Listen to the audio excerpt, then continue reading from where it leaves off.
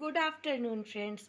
आज मैंने लंच के लिए वेज दम बिरयानी बनाई है, जिसे मैंने गंजी में बनाया है। चावल जो बिरयानी राइस आता है, जो बासमती राइस, उसको मैंने उसमें लौंग इलायची तेज़पत्ता सब डाल के कुक कर लिया। उसका पूरा मार निकाल दिया और जितने बारीक कट कट करके गाजर, शिमला मिर्च और सोया बड़ी सबको अच्छे से शुद्ध घी में तेज़पत्ता और लौंग इलायची का तड़का लगा करके जीरा का भून लिया। उसमें प्याज लहसुन अदरक का पेस्ट डाल के भून लिया। उसके बाद सब मसाले डाल के चावल में मिक्स करके दम लगा दिया। दम लगाना तो आप जानते ही होंगे। सबको मिक्स करके थोड़ा और उसमें नीचे में घी डाल के और थोड़ा सा हल्का पानी डाल के और एक बार कुक कर लिया।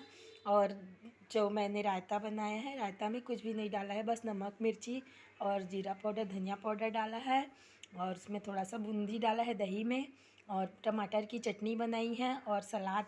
धन्यवाद।